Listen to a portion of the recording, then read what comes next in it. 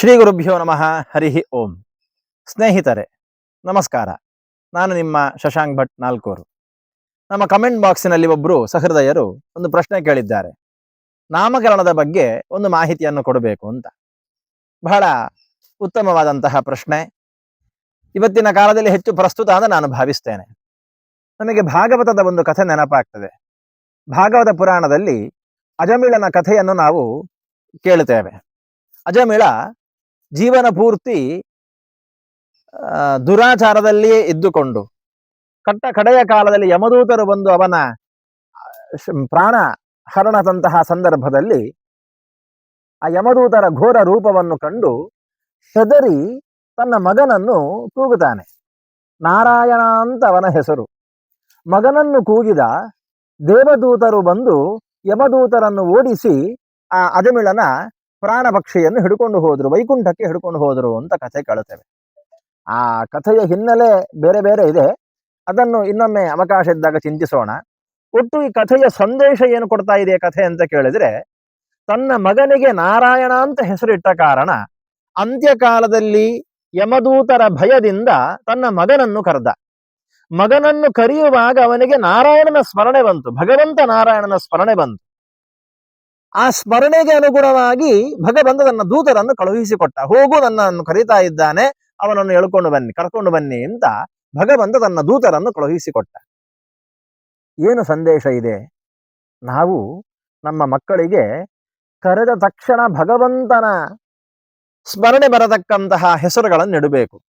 ಇತ್ತೀಚೆಗೆ ನಾನೊಂದು ಸೋಷಿಯಲ್ ಮೀಡಿಯಾದಲ್ಲಿ ಒಂದು ವಿಡಿಯೋ ನೋಡಿದೆ, ಫೇಸ್ಬುಕ್ ಅಲ್ಲಿ. ಅದರಲ್ಲಿ ಒಬ್ಬ ಅಂಗಡಿ ನಡೆಸುವ ಆತ ತನ್ನ ಅಂಗಡಿಯಲ್ಲಿರುವವರಂತಹ ಎಲ್ಲರಿಗೂ ಹರಿ ಅಂತ ಹೆಸರಿಟ್ಟಿದ್ದಾನೆ.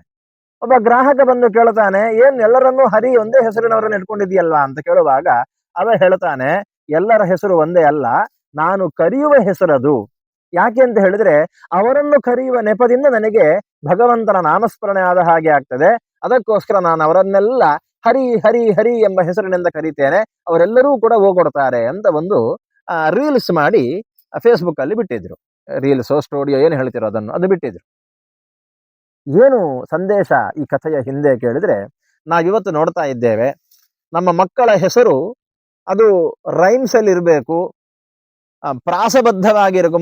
ಮೊದಲನೆಯ ಮಗನಿಗೆ ಹೆಸರಿಟ್ಟಿದ್ದೇವೋ ಅದಕ್ಕೆ ಪ್ರಾಸಕ್ಕನುಗುಣವಾಗಿ ಎರಡನೆಯ ಮಗನಿಗೋ ಮಗಳಿಗೋ ಹೆಸರಿರಬೇಕು ಎಂಬಂತಹ ಕಾರಣಕ್ಕೆ ಏನೇನೋ ಹುಚ್ಚು ಹೆಸರು ನೀಡತಕ್ಕಂತಹ ಪರಿಪಾಠ ಇವತ್ತು ಕಂಡು ಬರ್ತಾ ಇದೆ.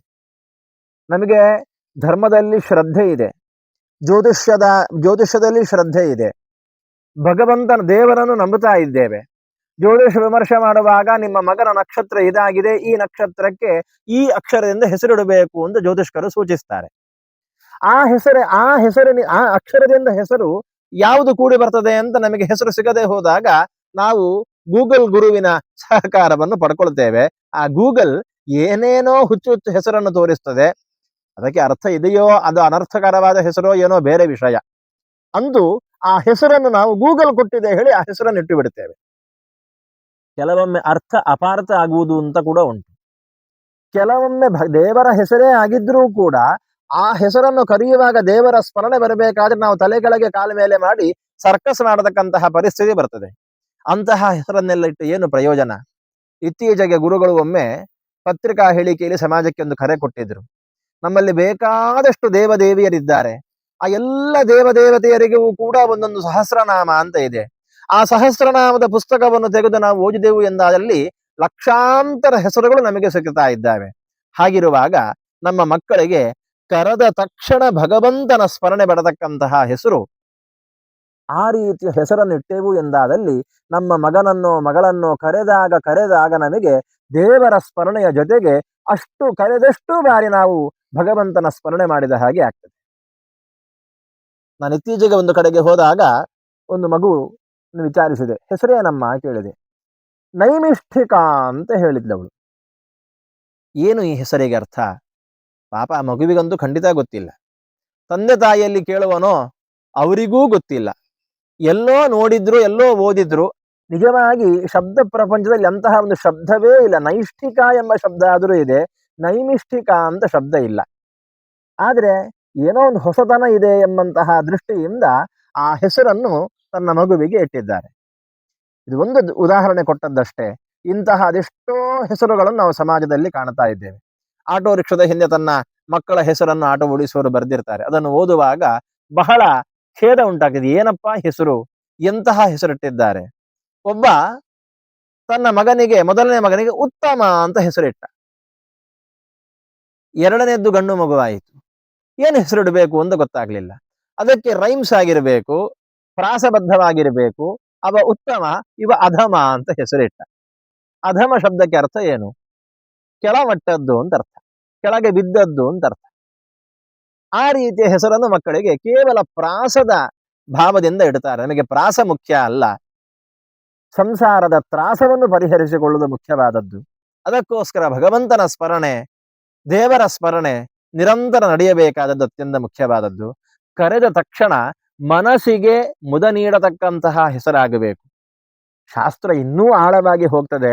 ಹೆಸರಿಡುವಾಗ ಕಟು ಶಬ್ದಗಳು, ಕಟು ಅಕ್ಷರಗಳ ಪ್ರಯೋಗ ಆಗಬಾರದು ಅಂತ. ಕಟು ಅಕ್ಷರಗಳು ಹೇಳಿದ್ರೆ ಟಾಠ ಡಾಢ ಣ ಮತ್ತು ಳ, ಇಷ್ಟು ಅಕ್ಷರಗಳ ಪ್ರಯೋಗದಿಂದ ಹೆಸರಿನಲ್ಲಿ ಇಷ್ಟು ಅಕ್ಷರಗಳ ಉಪಯೋಗ ಆಗಿರಬಾರದು.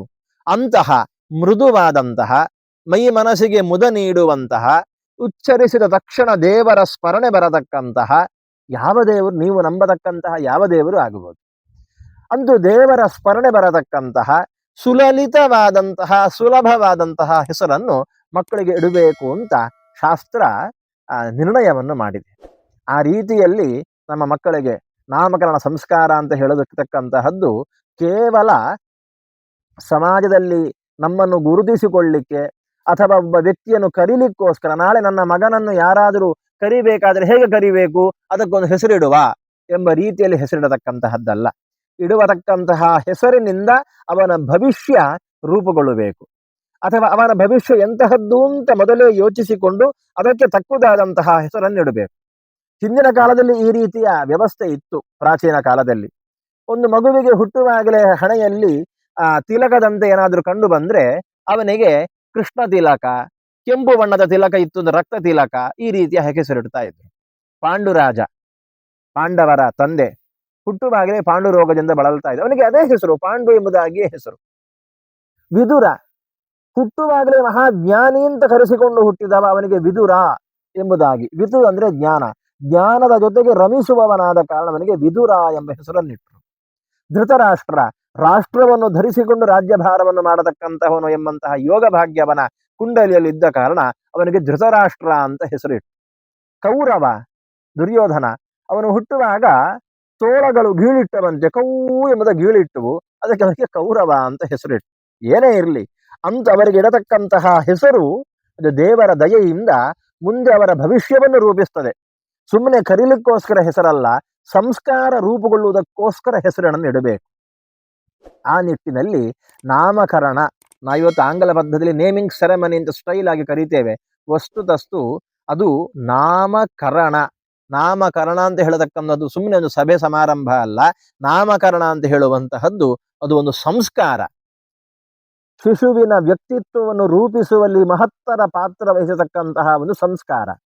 ಅದನ್ನೂ ಕೂಡ ಸಂಸ್ಕಾರಬದ್ಧ, ವಿಧಿಬದ್ಧವಾಗಿಯೇ ಆ ಸಂಸ್ಕಾರವನ್ನು ನೆರವೇರಿಸಬೇಕು ಅಂತ ಶಾಸ್ತ್ರ ನಿಯಮಗಳಿದ್ದಾವೆ.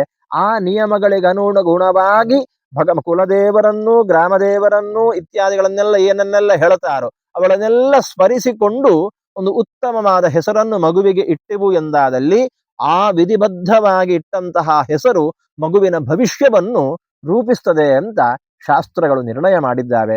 ಆದ ಕಾರಣ ಇವತ್ತಿನ ದಿವಸದಲ್ಲಿ ಏನೋ ಒಂದು ಪ್ರಾಸ ಬೇಕು, ರೈಮ್ಸ್ ಬೇಕೆಂಬಂತಹ ಉದ್ದೇಶದಿಂದ ಏನೇನೋ ಹುಚ್ಚು ಹೆಸರನ್ನು ಗೂಗಲಲ್ಲಿ ಹುಡುಕಿ ಇಡುವುದಕ್ಕಿಂತ ನಮ್ಮ ವೇದ, ಪುರಾಣ, ಇತಿಹಾಸ ಗ್ರಂಥಗಳನ್ನು ಅವಲೋಕಿಸಿ ಅಥವಾ ತಿಳಿದವರಿಂದ ಕೇಳಿ ಉತ್ತಮವಾದಂತಹ ಹೆಸರನ್ನಿಟ್ಟು ಮಕ್ಕಳ ಭವಿಷ್ಯ ರೂಪುಗೊಳ್ಳುವಲ್ಲಿ ಪಾಲಕರಾದಂತಹ ನಾವು